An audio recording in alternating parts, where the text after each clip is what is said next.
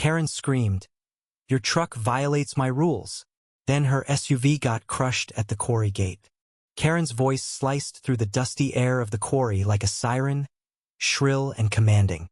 "This truck is a disgrace. It violates every regulation I've set for this town," she bellowed, her manicured finger jabbing at a battered pickup parked near the quarry gate. The vehicle belonged to Miguel, a soft-spoken quarry worker who just finished a grueling 12-hour shift. Karen, draped in a tailored cashmere coat and oversized sunglasses, stood with her hands on her hips, her designer boots sinking slightly into the gravel.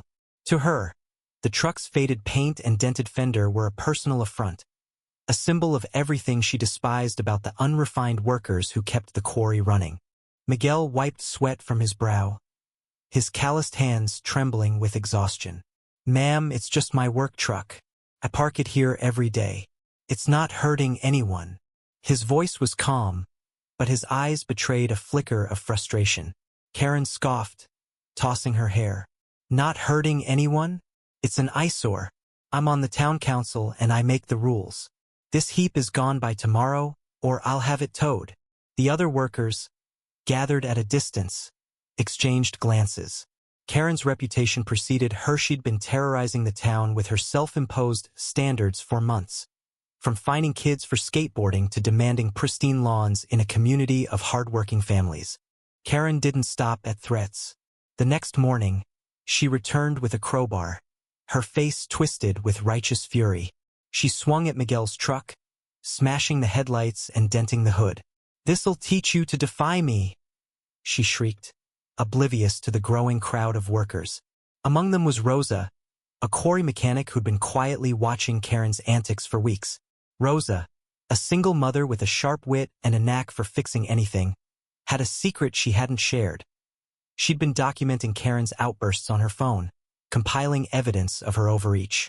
As Karen raised the crowbar again, Rosa stepped forward, her voice steady. "Karen, you're on private quarry property. That's vandalism. Stop now, or I'm calling the sheriff." Karen froze, her lips curling into a sneer. "You? A greasy mechanic? Don't lecture me about laws. I run this town." But Rosa wasn't alone. From the crowd emerged Tom, a grizzled quarry supervisor who rarely spoke but commanded respect. What no one expected was Tom's revelation. He was Karen's estranged uncle, a man she'd dismissed years ago as beneath her social climbing. "Karen," he said, his voice low and gravelly, "you've been bullying folks since you were a kid. I thought you'd grow out of it." "I was wrong." The workers gasped. Karen's own family calling her out was a twist no one saw coming. Her face flushed, but she doubled down, spitting venom. "You're all nothing. This quarry, this town, it's mine to fix."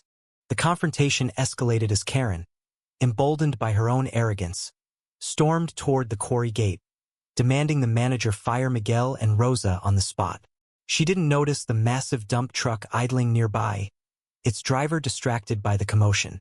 As Karen waved her crowbar, shouting about her authority, she backed her gleaming Suva status symbol she'd flaunted endlessly too close to the quarry's heavy machinery. The ground rumbled as the dump truck lurched forward, its driver unaware of Karen's vehicle in its path. With a sickening crunch, the truck's rear wheels rolled over the SUV's hood, flattening it like tinfoil. Gasps echoed through the crowd. Karen's scream was louder than ever, but this time it was laced with panic. My car. Do you know how much that cost?" The workers didn't cheer. They weren't cruel, but the air buzzed with a quiet satisfaction. Rosa, still holding her phone, had recorded everything. Karen's vandalism, her tirade, and now the wreckage of her prized SUV. Tom stepped forward, his voice cutting through her hysterics. "You've been breaking things that don't belong to you, Karen. Maybe now you'll feel what it's like." Miguel, who'd been silent, finally spoke. "I just wanted to do my job. You didn't have to destroy my truck. But I guess the quarry has its own way of settling scores." Karen's world unraveled in the days that followed. Rosa's video went viral on the town's social media, exposing Karen's vandalism and entitlement. The town council, embarrassed by the backlash, stripped her of her position. The sheriff, reviewing Rosa's evidence, charged Karen with property damage. Her insurance company refused to cover the SUV's repairs, citing her reckless behavior. Karen, once the self-proclaimed queen of the town, became a pariah. She'd walk into the local diner, and conversations would hush, eyes averting. Her wealth couldn't buy back the respect she'd torched. But the story didn't end with Karen's downfall. Miguel, Rosa, and the other workers turned the incident into something bigger. They organized a community fund to repair Miguel's truck, and Rosa's quick thinking inspired the town to push for fairer leadership. Tom, reconnecting with his roots, became an advocate for the quarry workers, ensuring their voices were heard.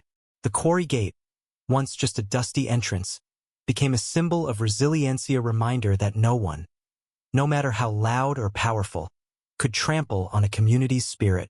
Karen's screams had been silenced, replaced by the hum of a town rebuilding itself. Her crushed SUV, towed away like a discarded toy, was a lesson etched in steel. Entitlement comes with a cost, and sometimes the universe delivers the bill. For the workers, it was a victory not just over Karen but over every voice that tried to drown out their worth. They'd faced her head-on, and they'd won not with anger, but with unity and truth. What do you think? Did Karen get what she deserved? Or could the town have handled her differently? Share your thoughts on justice, accountability, and second chances.